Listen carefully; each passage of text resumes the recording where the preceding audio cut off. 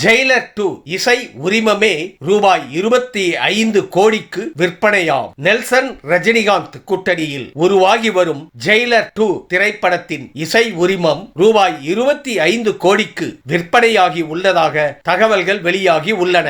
கோலிவுட்டில் இசை உரிமம் இவ்வளவு தொகைக்கு விற்பனையாவது இதுவே முதல் முறை என தெரிகிறது. இந்த படத்திற்காக அனிருத்துக்கு சம்பளம் மட்டும் ரூபாய் 18 கோடி வழங்கப்பட்டுள்ளதாக கூறப்படுகிறது. படத்தின் டீசர் அண்மையில் வெளியாகி ரசிகர்கள் மத்தியில் பெரும் வரவேற்பை பெற்றது குறிப்பிடத்தக்கது.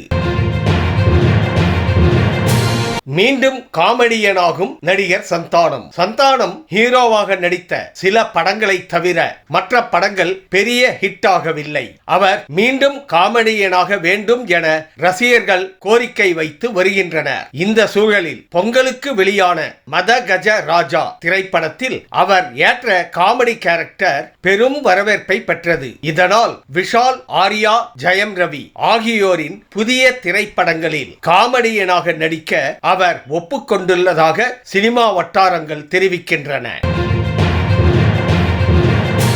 விஜய் சேதுபதியை இயக்கும் மணிகண்டன். நடிகர் மணிகண்டன் இயக்குனர் அவதாரம் எடுக்க உள்ளதாக தகவல் வெளியாகி உள்ளது. அவரது முதல் படத்தில் விஜய் சேதுபதி நடிக்க உள்ளதாகவும் இதற்கான கதையை கூறி ஓகே வாங்கிவிட்டு தயாரிப்பாளரை தேடி வருவதாகவும் சினிமா வட்டாரங்கள் தெரிவிக்கின்றன.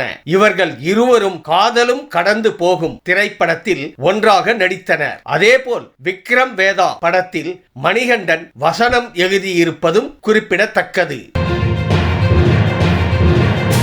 அரசியலுக்கு வருகிறாரா திரிஷா? தமிழ் தெலுங்கு திரையுலகில் முன்னணி நடிகைகளில் ஒருவராக திகழ்பவர் நடிகை திரிஷா.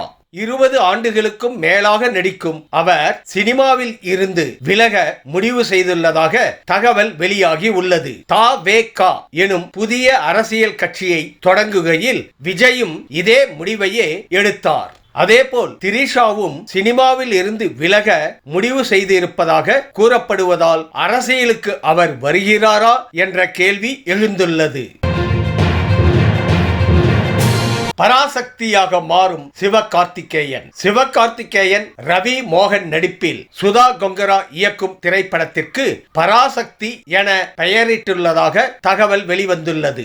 எந்த அளவிற்கு பவர்ஃபுல்லான டைட்டில் இது என சொல்லித் தெரிய வேண்டியதில்லை. படத்தின் டீசர் விரைவில் வெளியாகும் எனவும் கூறப்படுகிறது. டீசரின் சென்சார் சர்டிபிகேட்டில் இந்த தகவல் இடம்பெற்றுள்ளது. இந்தி திணிப்பு தொடர்பான கதைக்களம் என கூறப்படும் நிலையில் பராசக்தியாக சிவகார்த்திகேயன் எப்படி இருப்பார்? இந்த வீடியோ உங்களுக்கு பிடிச்சிருந்தா கமெண்ட் பண்ணுங்க, ஷேர் பண்ணுங்க, லைக் பண்ணுங்க, மறக்காம சப்ஸ்கிரைப் பண்ணுங்க. நன்றி.